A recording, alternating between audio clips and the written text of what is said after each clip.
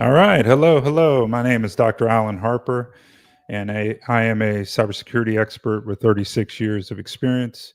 I've written several best selling books in cybersecurity, and I've decided that it's time for me to share the secure vibe coding process that I've been developing.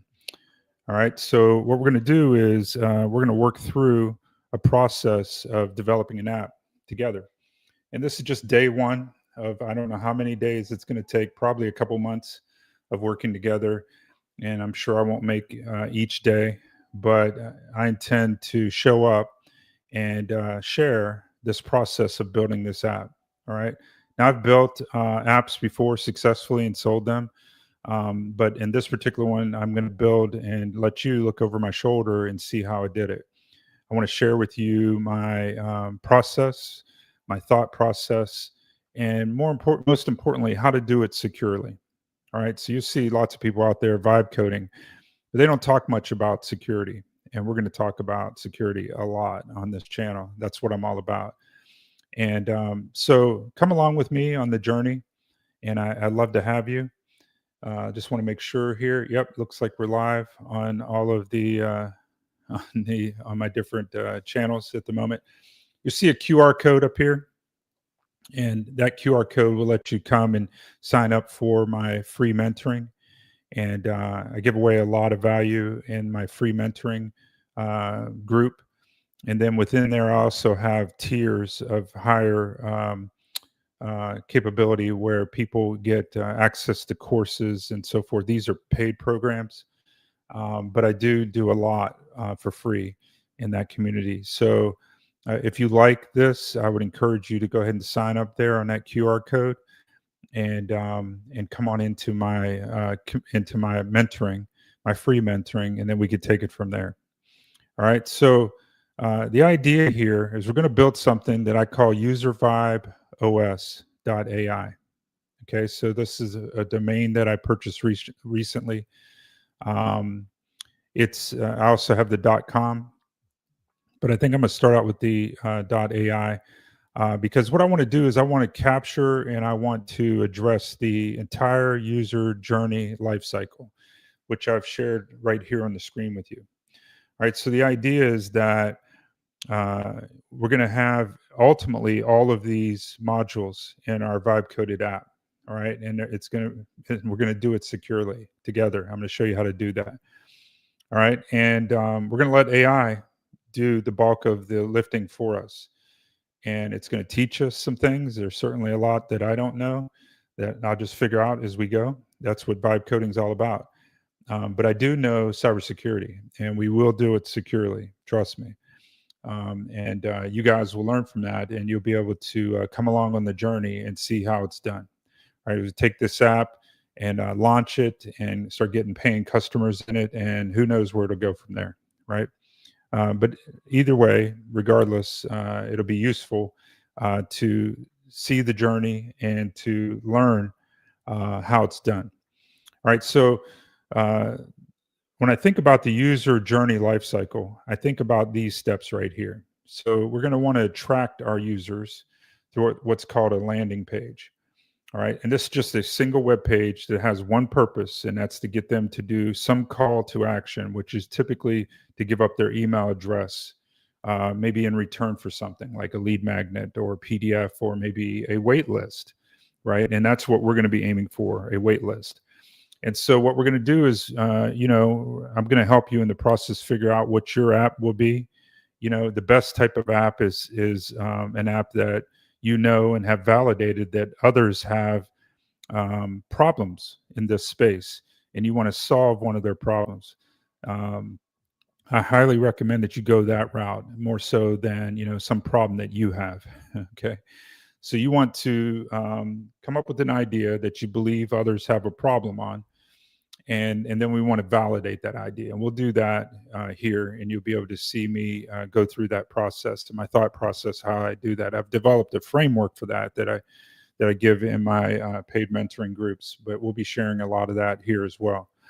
All right, so that's the landing page. So that helps us attract people, right, to our product, to our concept, our solution to their problem. on that landing page, we want to do a few things. We want to call them out. We want to say, hey, stay-at-home moms, or whatever the niche is. You want to call them out, right? And then you want to describe a pain point that they have, that that they have, and you validated that they have. And then you want to briefly describe the solution, and then you want to have a call to action. Okay. And then ideally, you want some testimonials on there eventually as well. And that's all you need on that landing page, just those 4 things. All right. And so we're gonna have the ability to create that with AI at some point. All right. And we'll generate those easily for people, and we'll let them very quickly set up a landing page. All right. That's the landing page. Next thing we're going to do is we want to qualify those leads that come in there. And the best way to do that is through a little short survey. You want to ask, somewhere between 3 to 5 questions. You want to get some more of the pain points. But again, we're going to pitch this as, come along, sign up for the wait list, because we're developing this app. Right. So users that are interested in that, what you're going to do is you're going to find out where those users hang out, and you're going to show up where they're hanging out. And then you're going to, make sure that you validate the problem with them, get that feedback. And then you're going to drop a link in there someday and say, hey, would you come sign up for my wait list on this app that I'm developing around this concept we've been talking about? Now, you wouldn't do this on the first day that you show up in that little community, whether it's a Facebook group or whatever, but you do want to provide some value in that group. And then after you've provided some value and that you're a known character in that space, then what you want to do is, drop a link as a wait list for a product that you're working on. And this is where you're going to start to get vibes from the users. And that's why I call this User Vibe OS. And so what we're looking for are signal, and this would be vibes coming from the users throughout their life cycle, their journey life cycle with you. All right. So we want to qualify them through a short survey. And then what we want to do is put them on a wait list. And we want to then nurture that wait list over time and build anticipation. All right. And that's the purpose of the wait list, is they can anticipate gaining access to your site. All right. And you want to nurture that through email marketing. All right. Now, then once you have a launch date, and we'll talk about that at some point, but once you have a launch date, you'll actually see me launch this thing. Then what you want to do is you want to have the ability to ideate. And by that, I mean, you want to collect features from your users. You see, the best features that you can develop are those that users give you. And those are far better features than anything you could come up with. Now, of course, you're going to need, a handful of features in your minimal viable product that we'll talk about.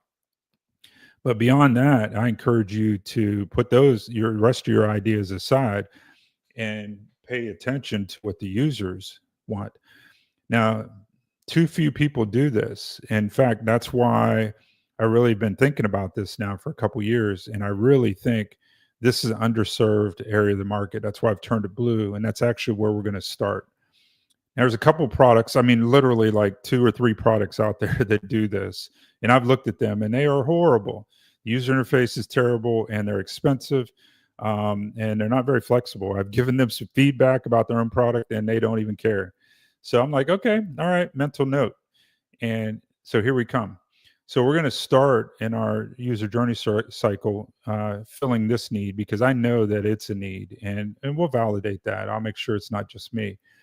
But I've built several apps, and I know that this is a problem, right? And I've integrated these tools before, and it's challenging, and the user interface is terrible, and there's just not much functionality there. All right, we're going to do so much better, and we're going to kill this, and we're going to build this idea right here. All right, and we're going to get that up and live and working, and then what we'll do is we'll probably hit this next one. And then we'll start working our way around, probably this way, quite honestly.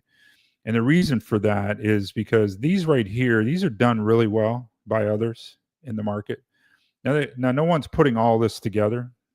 No one. There's not a product out there that'll give you all of this. Not like how we're going to do it. We're going to integrate AI with it and make it really cool. Nobody's doing that. So, but these guys have a lead, all right? So we're not going to take them on head on right up front. And we're going to actually, like I use Go High Level, for example, to do like these first four, and it's really good at that. All right. We're never going to displace Go High Level. But what we can do is we can kick on this other stuff that they don't do. Okay. They don't allow you to do these other features right here. And we're going to rock it there. And then, once we get customers in, then they may be apt, if they don't have a Go High Level, to use us for these other steps right here. All right. So the next one here is Resolve. I call it Resolve, and that's about bug reports. So again, so now we have users in our app, right, and they're giving us valuable feedback and feature requests, and we want like a voting capability for those feature requests, right? And then they're going to start to find bugs in your app, and that's really important. That you want to be able to capture those bugs. You want to be able to work them in a meaningful way. You want a dashboard for that. And again, I've used tools for this, and they are horrible. Those of you who are developers, you know that I'm telling the truth, that this space is terrible. Like the user interface, the buttons are all over the place. You have to click from here all the way up to the other corner. It's like they aren't even designed properly, and there's no logical flow to them. And if you find one that's really good that you like, it doesn't have the rest of this stuff. So now you have multiple tabs open. They don't talk to each other. It just doesn't work. So what we're going to do then is we're going to integrate these two. That's probably the logical flow, because these are very related. Like if users are giving you feature requests, that it's just another tab. They can give bug reports, or we can make it super simple for them. But they are two different things, and I want to handle them differently, right? I want to be able to prioritize them. A related thing to this is something called a roadmap that kind of probably fits between these two. And the idea of a roadmap is that some feature requests, like when they get voted up to a certain point, we put them in our roadmap, and we want to send signal or vibe back to, we send that vibe back to the users and let them know that, hey, we heard them, and we are actually prioritizing that feature, right? And we're going to implement it. And we do that through a Kanban board, and we'll get to all of that. All right. Then once we have users that are interacting and they're engaging, then we want to do some sentiment surveys. Again, nobody's doing all of this.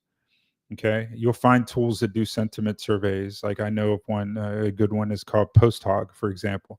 And I like that. And I've used that. But again, they don't do the rest of the stuff. So I'm just like frustrated with like not being able to get it all, at least for a good price point. And I just haven't seen it out there. And by the way, if you see it, let me know and drop me a note, because that's good. That means that someone else has validated my idea here. Competition is good.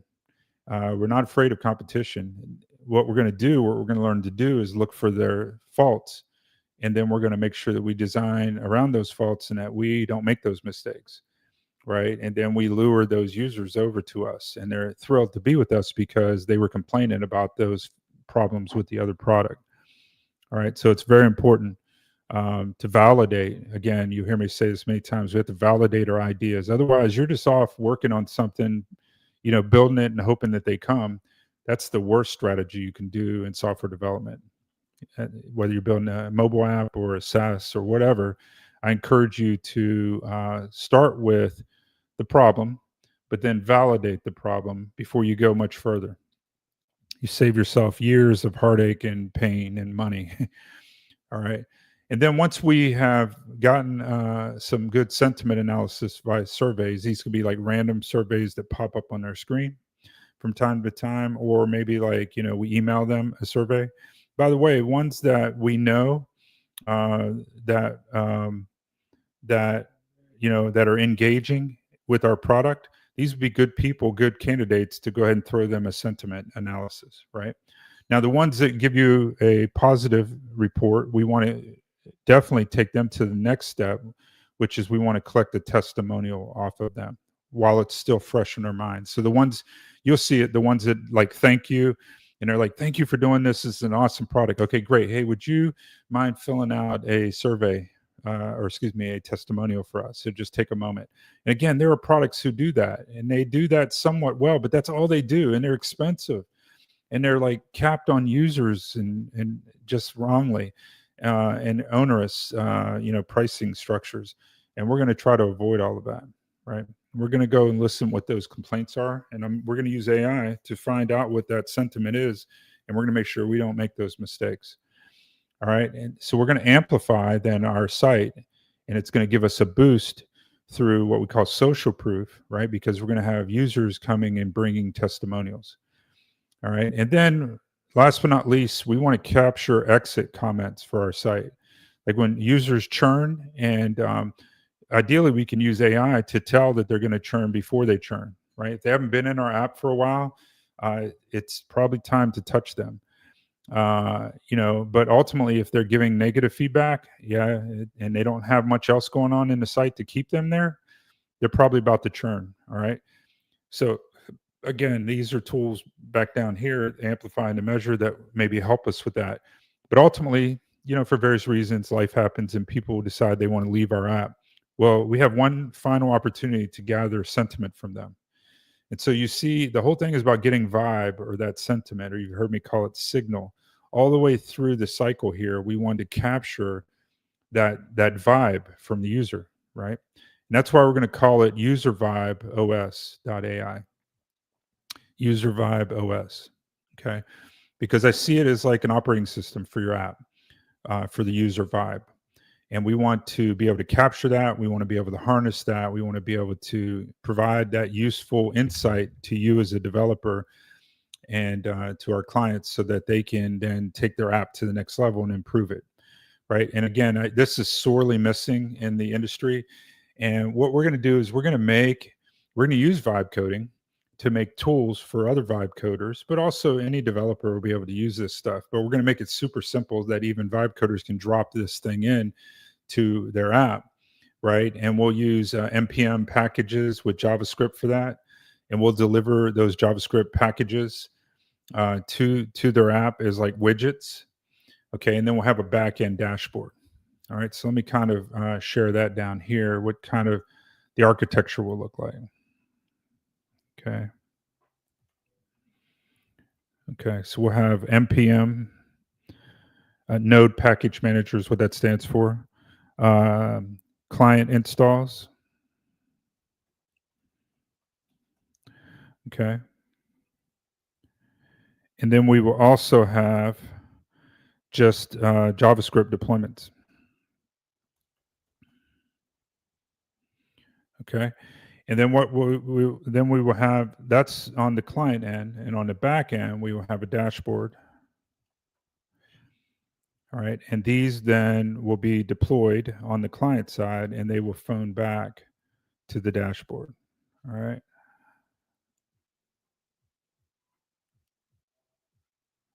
Like that. All right. And then what we'll, on that dashboard, we will have many things. Like, so for example, we will need on the back end of the dashboard, we'll have our own landing page. And then we will have the ability to sign up and payments. All right. And then we will also have our own user analytics. And then we're going to eat our own dog food, right? Like, so we're going to see our own feedback, sentiment, etc. All right. And we're going to be able to take advantage of all of that because we're building it. Why not? We'll be our first users. Okay. And this part back here, so we've already described that this part out here will be JavaScript. That's the most common library format today. Specifically, we'll be using web components. Okay, they are just proven technology. I'll share with you some of the research I've done with that here in a moment. And then what we will also do on the back end here, this whole tech stack will be running Next.js with Convex as the database. Convex is new on the scene, about a year old or so, but really taken the space by storm.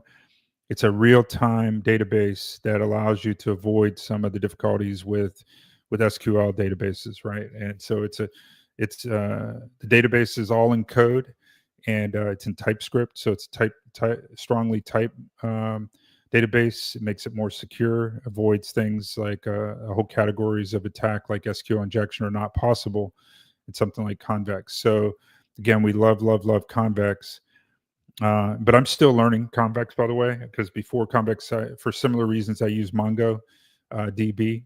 But we'll be learning it together. I've already got a taste of it and understand what to do with it, and that'll be kind of fun. We also use Vercel to host our backend. All of these products are free. Okay. And then we're going to do is we're also going to use something that I'll share with you right now that I call the Secure Vibe Coding OS.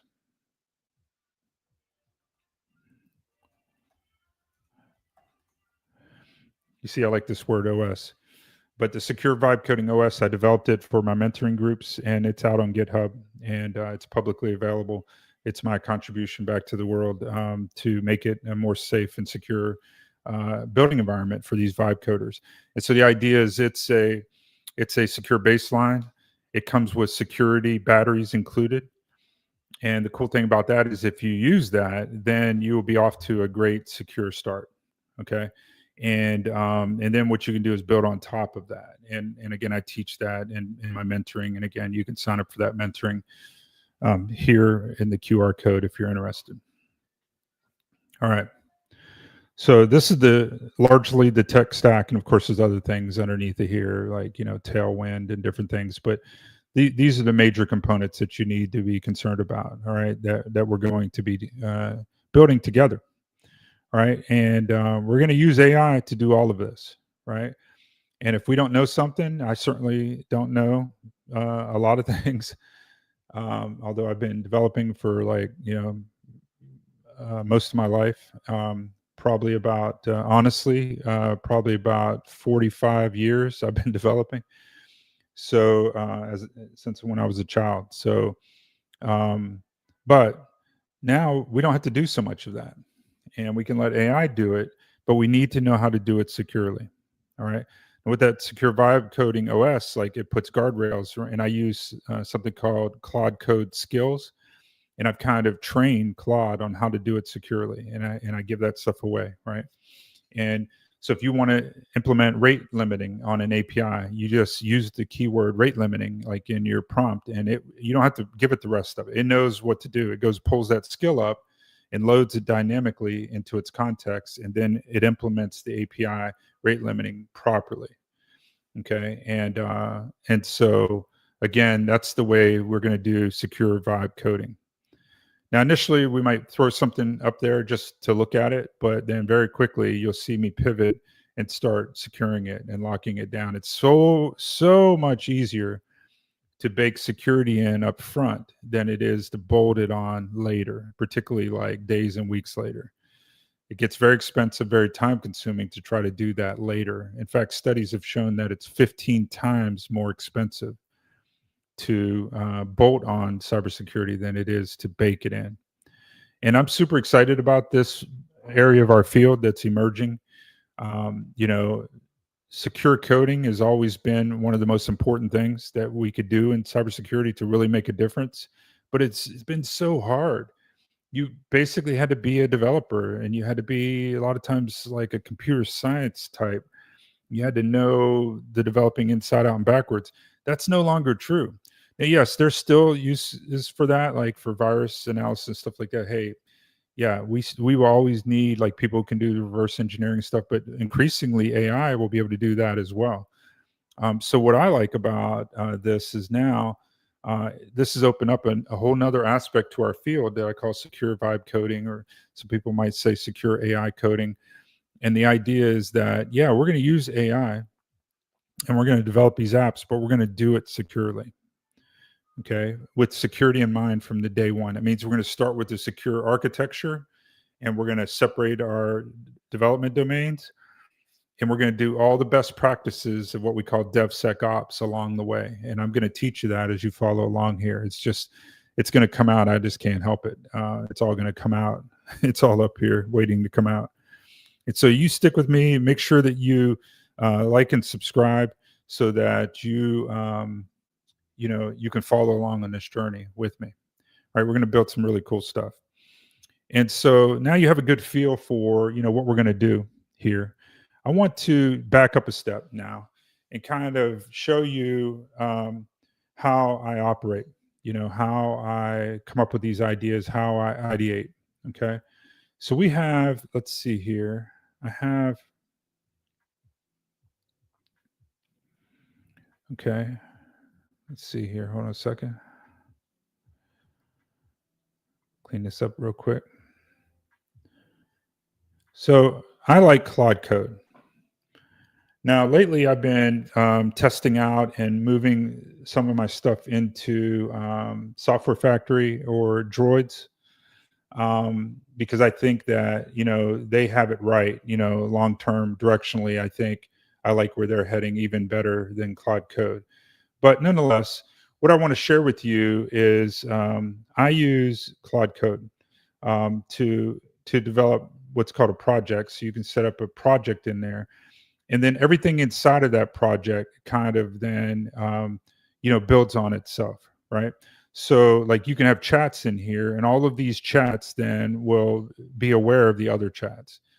And that's very super valuable because without the concept of a project, like that would not be possible. And you'd have to just keep repeating yourself, right? And so you can upload files and you can upload instructions. You can even upload skills, okay, to Claude Code here. And that's really cool too. So you can do a lot of cool stuff here with Claude. This is Claude that we're looking at right here. But it's linked to Claude Code. Like, in other words, like whatever you do here, you can also do on Claude Code as well. And someday I'll share that. But here's what I want you to see. I did a little bit of research here. Again, I just want you to kind of see my thinking. All right. So what I did was let's see. I'm asking about. Okay, I'm thinking of an app that will help vibe coders drop into their app the ability to have full life cycle sentiment feedback from landing page to wait list to email list to feature request. And that's going to be a capability developed first to bug report, sentiment surveys, testimonies, and exit surveys. So that's everything that I showed you on the list before. Okay, all in one app that they can drop into any other site. In what ways can AI help this user feedback process throughout the user lifecycle? Because I want to know. So right up front, in those early stages, AI can do all of this for us. It can help analyze the submission patterns into our landing page. It can do sentiment detection right up front, like particularly on the wait list and the the surveys and such. Okay, and then once we get to the active user phase, this is what we're talking about. Like once they become users, okay, can help us intelligently triage and cluster like their bug reports and their feature requests, right? Because what you'll find is users like two users will ask for the same thing differently. Okay, we need AI a lot of times, especially if we have a lot of users, to kind of go through all of that and kind of group that or cluster that so that we can work on one problem and solve the problems of 10 of them, of those users. Okay. And so just super, super powerful what we're going to do that these other tools aren't doing. They're not even thinking about it, right?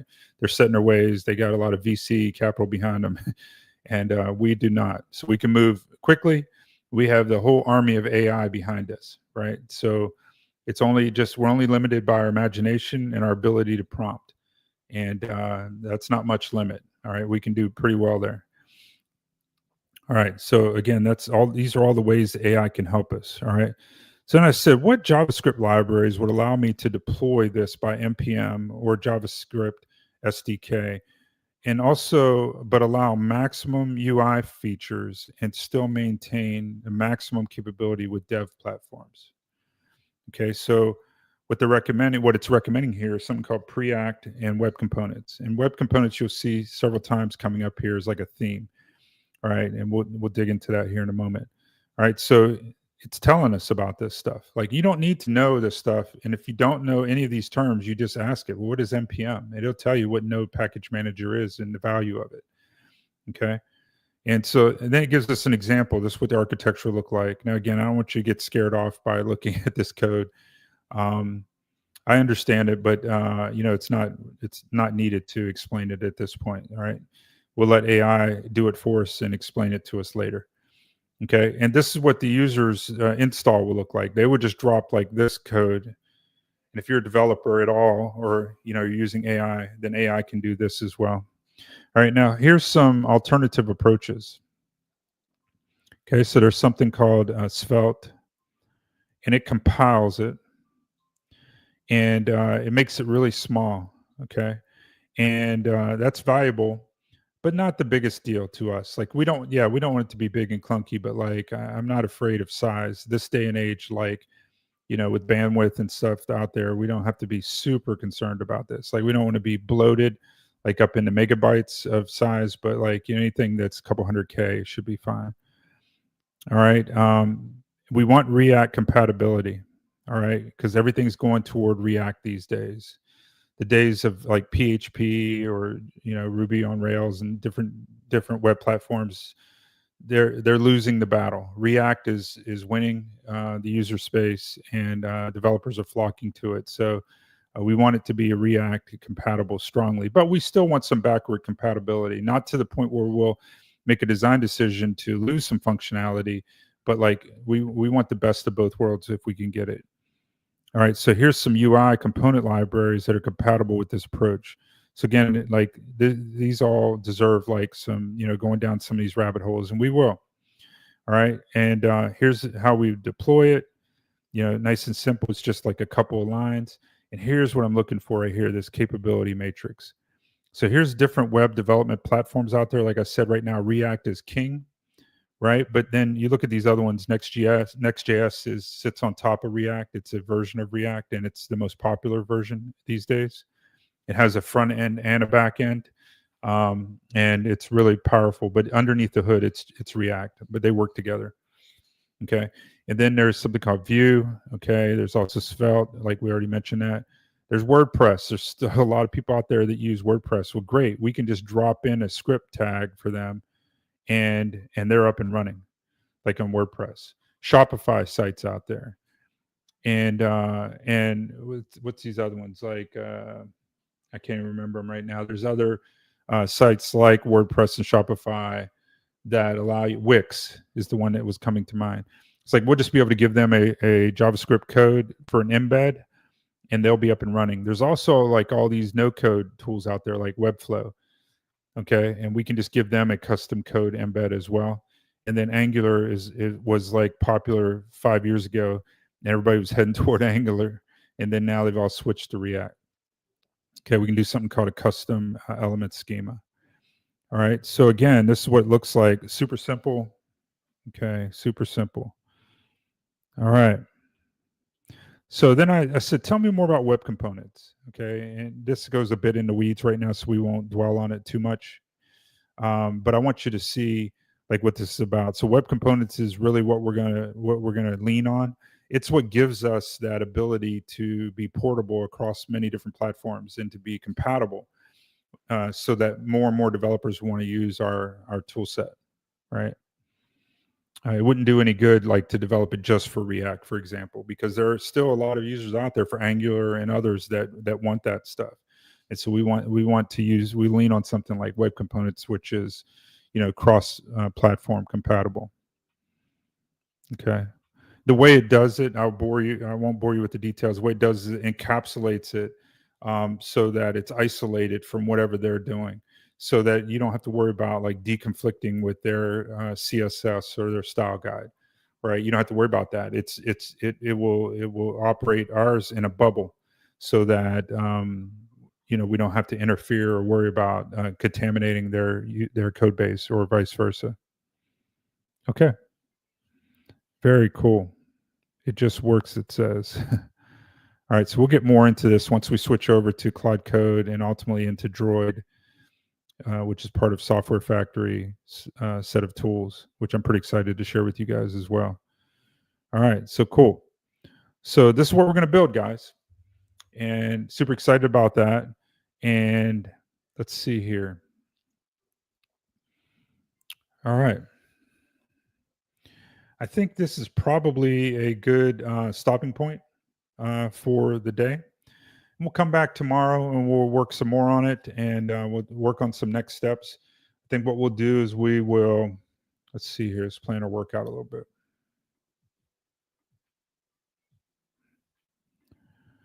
Okay. What we're going to want to do is get our tech stack set up.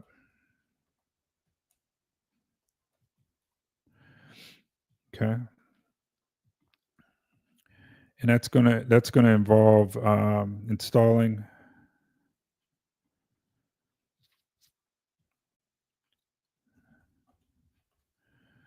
the Secure Vibe Coding OS, and that's going to again help us jumpstart our development, right? So because we know that it's secure by design. By the way, it has payment processing and everything already built in, but it most importantly has security batteries included, is what I like to say.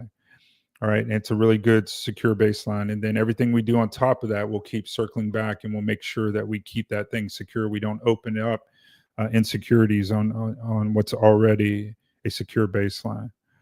Okay, so we need to get that going. And then what we're going to do is we're going to build a prototype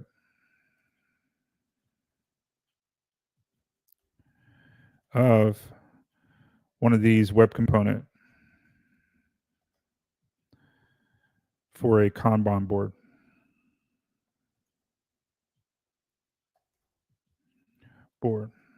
Okay. Now what this is a it's a agile concept, and it will allow us to let's see if I can give you a picture of one.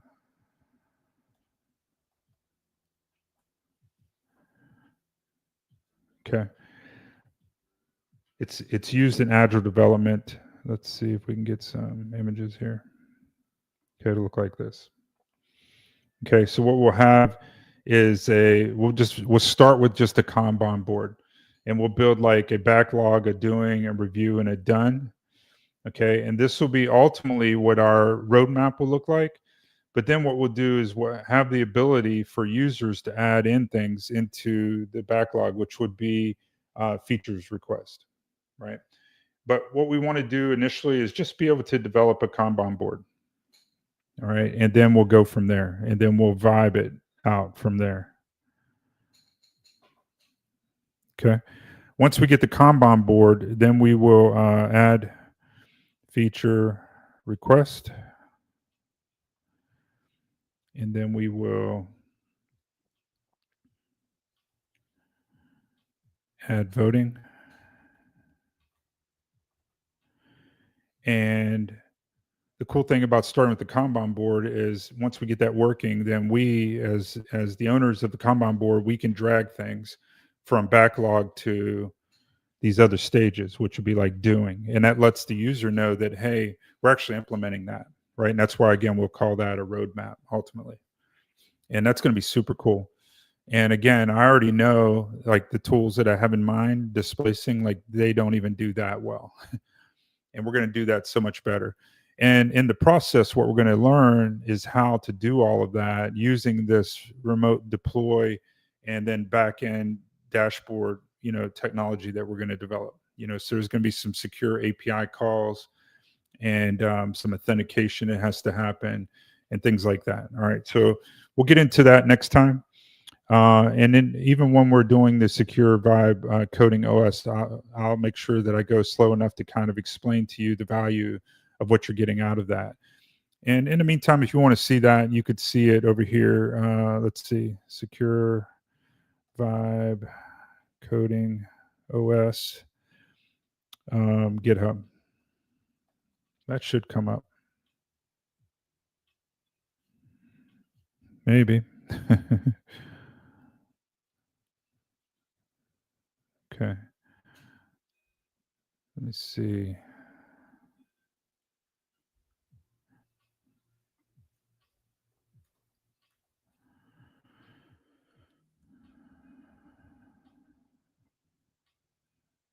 Okay, I have lots of repositories, and I don't want to share them all right now. So, pardon me, but this is one right here. This is one of my public repos, And if you come out to my GitHub page, Harper AA, you'll find this and a couple other things. Most of my repos are secret or they're private, but this one's public. And what's cool about it is I forked it from this gentleman's website, and he has a cool video out there on his page of how he developed it. But it had very little security in it. And so what I did was I took it and I sprinkled the required security and baked it in. So because he already had a pretty good baseline. And you can demo what this looks like. I have a live copy of it up here. It has basically a basic landing page. And the basic landing page looks like this. And we'll take this and tweak it to make it look like the landing page we want. But it already has the ability to sign up. This is all done through Stripe. And so the secure Vibe Coding OS has all of this, and it has security baked in. Batteries included, as I like to say. All right. In fact, I'll show you right here. Here's the tech stack. Okay. It uses Next.js 15, uses TurboPack. Okay. It uses Tailwind. Right here is starting the security part right here. Clerk authentication. It also does the billing, so we don't have to handle all the webhooks from Stripe. It does all of this for us. It has protected routes. Okay. So authentication-based route protection. Routes are a fancy way of saying API endpoints on the back end of our server. Okay. It also does CSRF, okay, cross-site request forgery, which is a common attack technique, and we just defeat that right out of the box. It provides security headers, okay? So it ends up adding these security headers in for you, which is kind of tricky to do. It's kind of a pain, but I've done it for you. It also has basic rate limiting. Okay, so it does IP-based rate limiting. So, for example, it's out of the box, you get 5 requests per minute per IP. And if somebody tries to do more than that, and it starts to throttle them or block them. Okay, and that's important. It also does input validation using a tool called Zod. And it also does secure error handling, right? And that's super important that we don't give away our details in our error handling. Let's see what else is security related here. I think those might be it. That's kind of like the heart of it. I put them here in the middle. The rest of these things already came with the, just giving credit where credit's due. They already came with this person's Convex starter. He did a great job with that, so I definitely don't want to take anything from him. And he had an open source project, so I forked it, and then I built on top of it. All right. So again, we'll get into this next time. All right, let's see what else we can share here.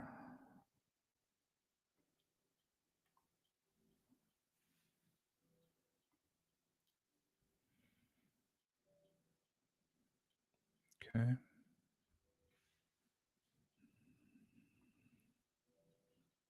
Now, since we're here and I just have a few minutes remaining, let me go up and back up a little bit and show you, provide a little value to you. I won't get into all of this right now, but what we're going to do is we're doing this build in public process right here, okay, which I'm really a fan of. And the idea is that we research and validate a problem. We're going to do that together. And we post an idea for the validation to an audience. And what better way to do that than like on live stream? Okay.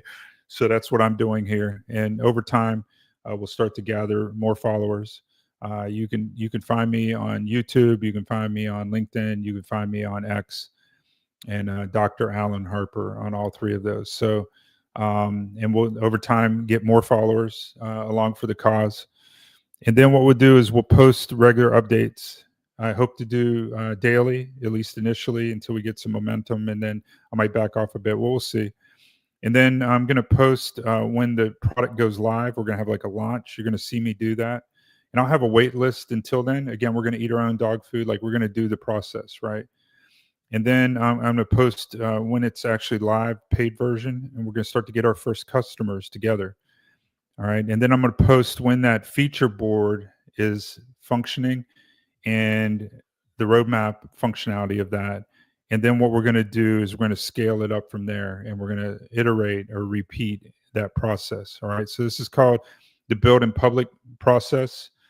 And it's a way to do it. When you don't have venture capital and you can't like go underground for a year and build something like in stealth mode, then this is the opposite end of the spectrum, right? We're going to bootstrap this thing, just me and my AI buddies and you guys. right? So join along, and I hope to get these like at a regular time. They'll be in the evenings because I'm busy and have a day job.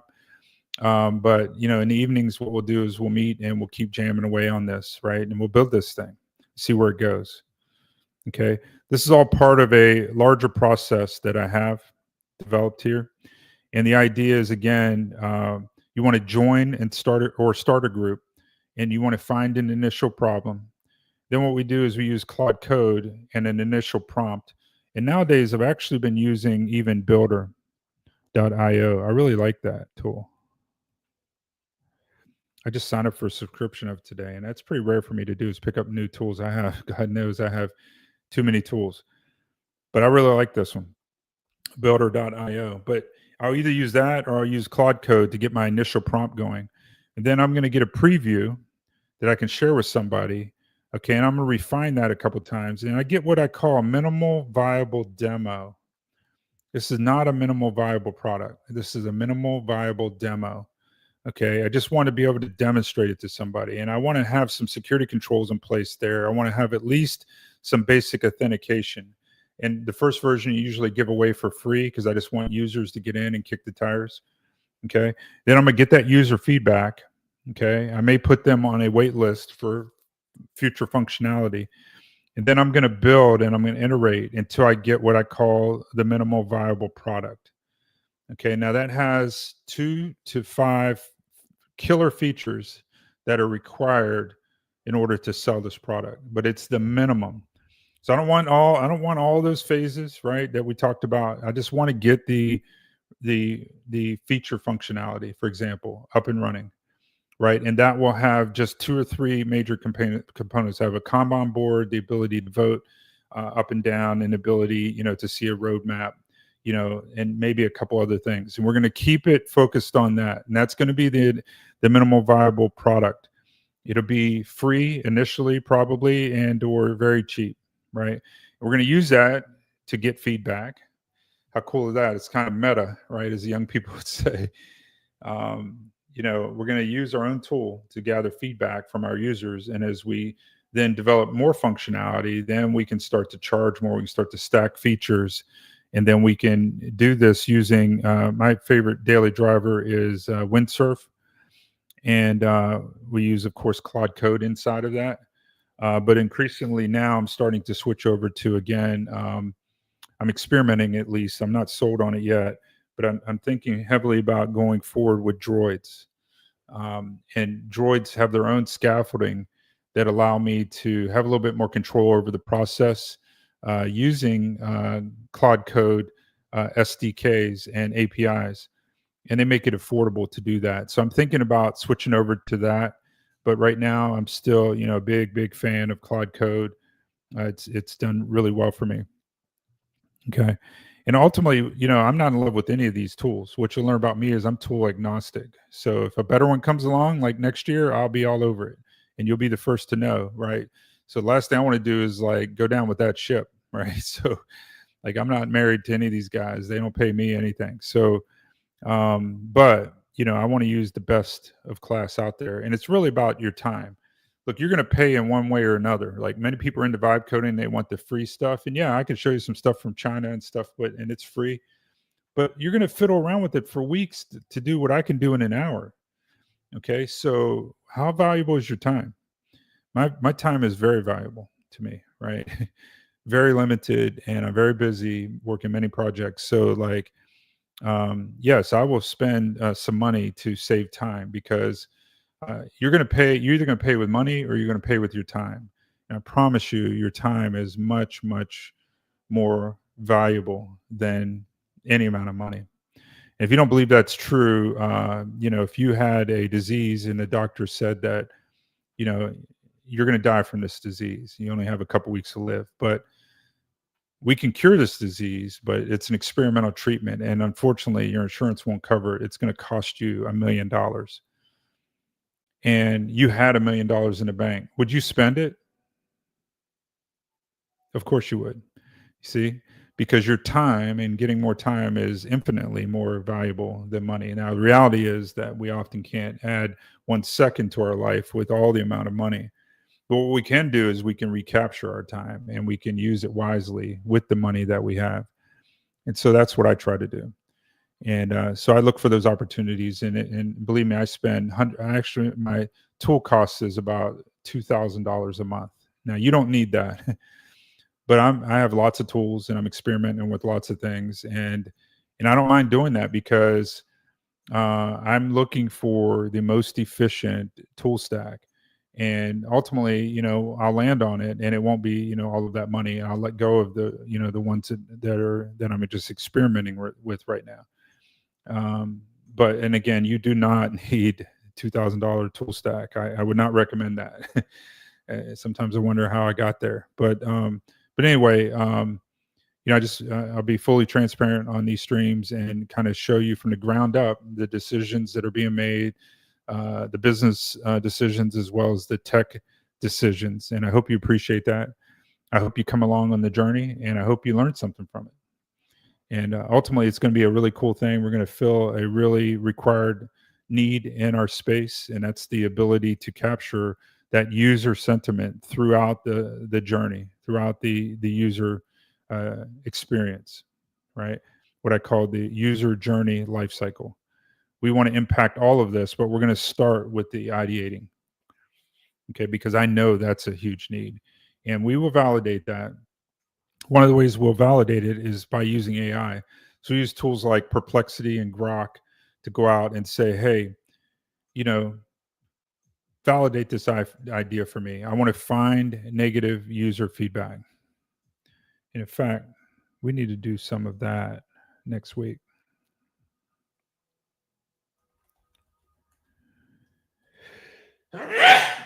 Excuse me. Okay. So what we'll do is we'll literally launch up these tools, and we will validate the idea with AI. Okay. And that's pretty good these days, because what we can do is we can go out and we can use, particularly Perplexity and Grok are really good at going out and reading like, Reddit and Quora discussion threads, and also X discussion threads. And users will tell you their pain points of these products. They're complaining about them all the time. We want to read those. We want to read people's blog articles and comments about these tools. And we want to validate, that we're onto something, and we want to learn what those pain points are. And then we want to make sure that we design around that. Okay. So we may just do a whole session on that next time, and again, that's the whole notion of this whole vibe coded project, right? Like, I don't have it all mapped out. I'm not a fan of mapping it all out, because I think we need to let it breathe a little bit, and we need to allow some creativity and allow AI to do what AI does. I'm not one of these guys that, like, you're going to find, like, we're not going to heavily overspec this thing. There's this battle happening in the space right now. There are people vehemently opposed to vibe coding. I'm obviously not one of them. I think vibe coding is here to stay. That genie's out of the bottle. Now let's help people do it more securely, right? And yeah, we can. I actually subscribe more to what I call the Goldilocks principle. So let me show you what I mean by that. So I think there's this battle taking place where there is we have vibe coding over here. We have people just speaking to apps, right? And they've never, they don't know the first thing about coding. Okay. And that's many of you, right? That's okay. Then we have these computer scientists over here that are largely unemployed, by the way. Okay. So let me poke them for a second. Look here, if they were honest, they would tell you that this is true. Computer science jobs, software development jobs are at an all-time low, or at least in recent history. They peaked during COVID, but now they're down here. And that's bad, but it's really bad compared to all US jobs. So all US jobs are up here. Software development jobs are underperforming. So what I find is we have, all the internet filled with former software developers, maybe recently unemployed. They're out there trying to make, trying to pivot into making content with AI, and they want to turn you into software developers. Like, no, that's not what I'm here for. Okay. Like, I've been a college professor. Those days are over. Like, I think let's let AI do it, and eventually AI would do it better than all of us. Right. But in the meantime, let's Let's make some opportunities, solve some problems, make some money. And the last thing I want to do is try to treat AI like some computer scientist, right? Like, because that's putting AI in a box, like in a corner of a box, and I don't want to do that. So what they'll do is there's these techniques. I've looked at them. I'm not opposed to them entirely. I think they have their place, particularly on bigger teams, right? But if you're an individual, I wonder how much you need any of this stuff. But anyway, there's the BMAD method. There's the spec-driven development. Hey, guys, knock yourselves out, right? And what you'll find behind each one of those projects are computer scientists, like no kidding, legitimate, 30-year developers. Okay, got that. All right, go for it, right? You can do that if you choose. And what you'll find is you end up filling up your context window. And the thing about AI is AI gets dumber the more you fill up the context window. So what happens is, let's say you have 200,000 tokens in your context window, and you fill up 100,000 of them with like this spec-driven development stuff. Well, that second 100,000 is actually dumber than the first 100,000. So you wasted all the intelligence on like the spec. Like, why would you do that? So I would much rather understand these principles that they're trying to paint with these spec driven, and then intelligently use and iterate and plan. The with the AI, I am a fan of planning to a degree. We're going to plan and we're going to put some bounds around it using, like I've already mentioned, Claude Code skills, and is a really useful tool to help bound that. We will do that, but then once we get coding, then we're gonna let AI do what it does, right? And we're not gonna YOLO it, at least not all of it. But we are to a large degree going to unleash this thing, all right?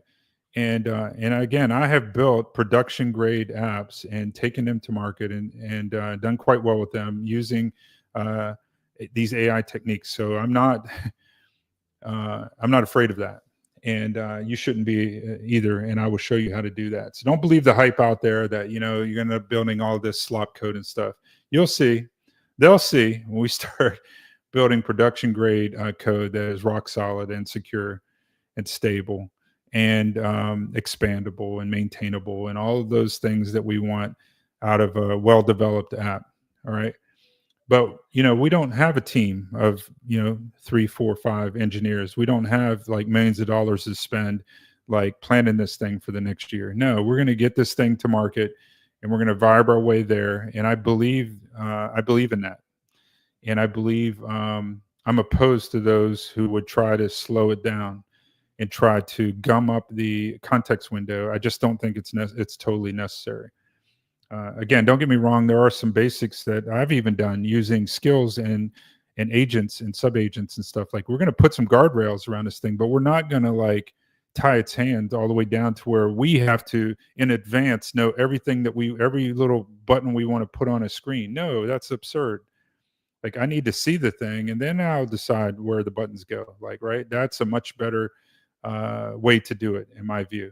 I think you'll have more success with that. You'll have more fun, but I think you'll come up with a better product. AI is better than you already. I promise you. And it's just getting even better. It's already better than 99% of the developers out there. And someday soon it will be better than all of the developers. And they will call that AGI or SGI or whatever. But even before that, like, let AI do what AI does. Now you have to use the right tools. You need to know how to use them and how to use them securely. And it all comes down to secure prompting and having a set of tools that, again, guides the AI.